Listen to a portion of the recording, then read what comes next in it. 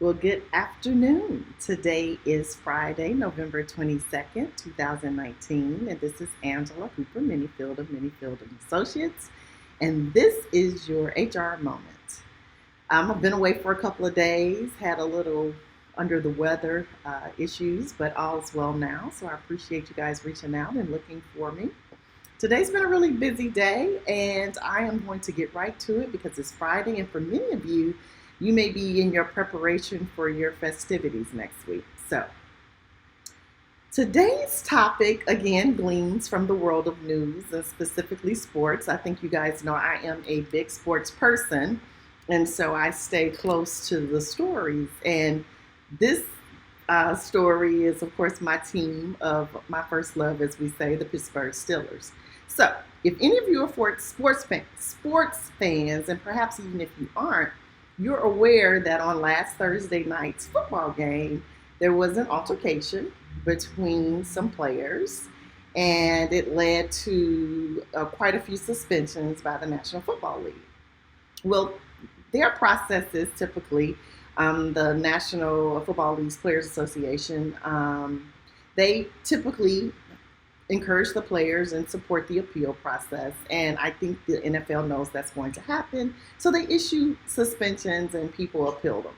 Well, this week, as in 2 days ago, during the appeal process, a young man who plays for the Cleveland Browns alleged that the person to whom he hit with the helmet, which was the issue that caused this suspension, had called him a racial slur. And as a result of that, of course, the quarterback's attorney and other people have vehemently stated that such is not true. And so that led me to today's topic. How do you deal with he said? Usually we say she said, but this is a he said situation. And so I've heard a lot of pontificators, saying what the NFL should and should not do, how they should handle it.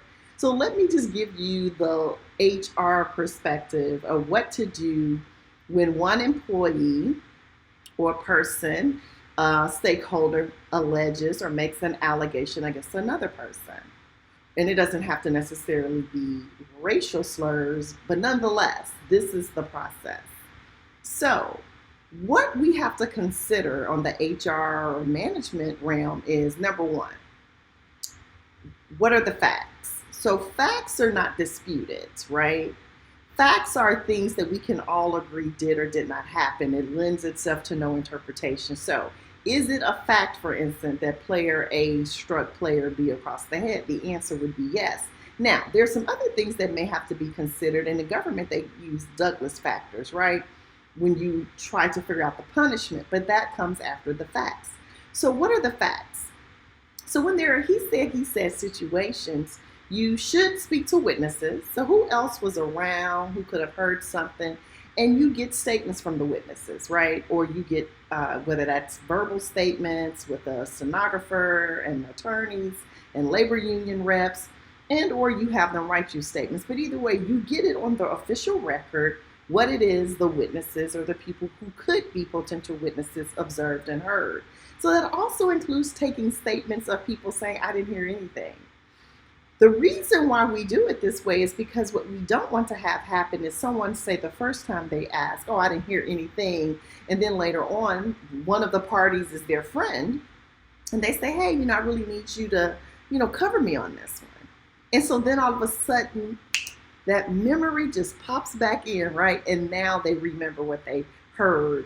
So by getting it on the record, whether again that's an interview that's official with union reps, attorneys, and or getting a written statement that they sign and validate or certify this is the facts as they best recall them, right? Again, we don't need verbatim, but we need the gist. But again, it does include negative statements, as in I did not hear or see anything as it pertains to that particular allegation. Of course, you speak to the person who alleges something happened. So again, that would be Myles Garrett, the Cleveland Brown football player who alleged that the racial slur happened. And then you get the statement from the person who was the accused. Now, I'm not saying the NFL did not do this, but I have seen no evidence to date that that step was taken, as in the players on the field in that area at the time, that they were questioned, and or that Mason Rudolph has been questioned, other than seeing the statement from his attorney. Now, so that's number one. Then number two, we look at, and of course the NFL has cameras and, boom microphones all over the field.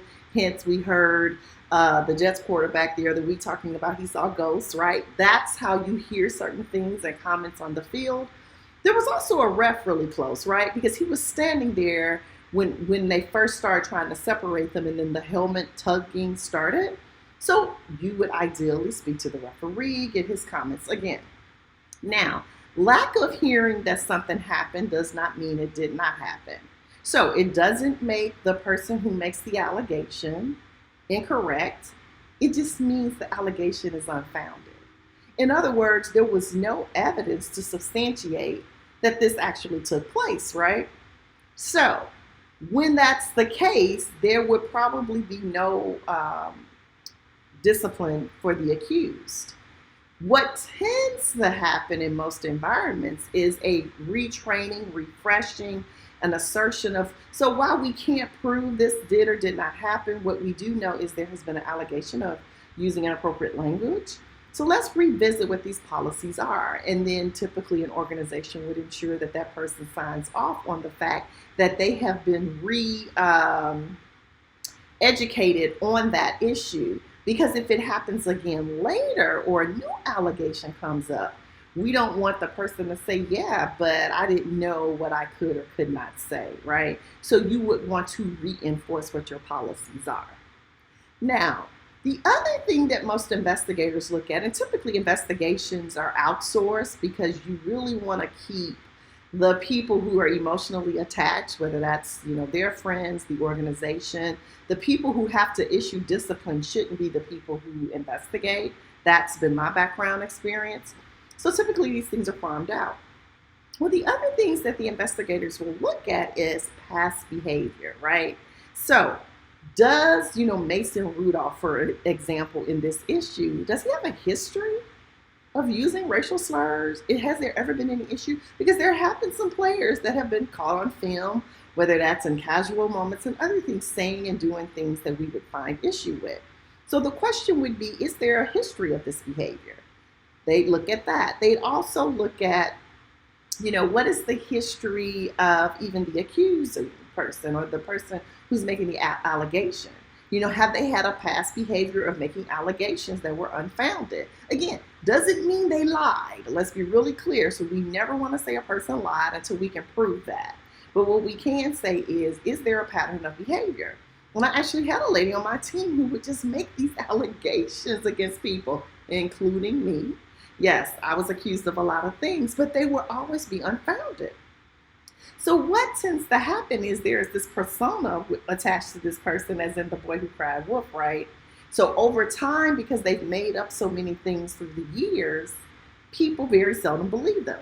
Now, I don't necessarily operate that way because it's like a broke clock is correct twice a day, right? So every now and again, even people who make up some things or embellish facts can be credible. So as a deciding official or a person that's, making the decision what we investigate and what we don't, I always look into the allegations, no matter who they're from. So that's just a what does Angela do kind of moment. So he said, interview those who would know, gather the facts, take statements, and then you move forward. Again, lack of substantive evidence confirming the allegation does not mean the allegation did not happen. Now, if you'll pay attention to the statement issued late last night by Myles Garrett, what he said was, I know what I heard. Now, have you ever had a conversation with someone and been confident that you heard them say something and they've been confident, like they will take it to their grave, they didn't? This will probably be one of those situations. At least it looks that way now, because sometimes we hear things and think we heard something else. It doesn't mean that we're purposely lying or anything like that. That's what we thought we heard. I believe because he said that he thought he heard it. Now, until I get evidence on the other side, I have to believe Mason Rudolph as well, right? Because there's no evidence to date to suggest he's lying either. So we can both not be lying and still both not be correct. That's a profound statement, isn't it? We can both be telling our version of the truth. Let me say it in the positive versus saying not be lying. So we can both tell our version of the truth and neither be correct or both be correct, right? So that is our HR moment for today. I'm giving you a preview for Monday. Monday, I'm going to take this a little further because the other thing that I notice keeps creeping up in this matter is if this was really sad, why did Myles Garrett wait so long? And I'll be transparent, that was my first thought too, because I know how I operate. But I've also had some recent interactions, and I think I shared it with you guys earlier in this week, of some young people, millennials like Myles Garrett, 23-ish, and how they recently handled a situation on their job, which is very interesting to me. So again, that'll be our topic for Monday. Hope you guys have a great weekend. I go teach tomorrow at St. Joseph's College, our SHRM certification class. We're almost nearing the end. And so who knows, I may put some pictures up tomorrow. But anyway, have an awesome week. Stay tuned, and I'll talk to you next week. Have a great day. Again, my name is Angela of Menifield Associates, and this has been your HR Moment. Take care. Bye.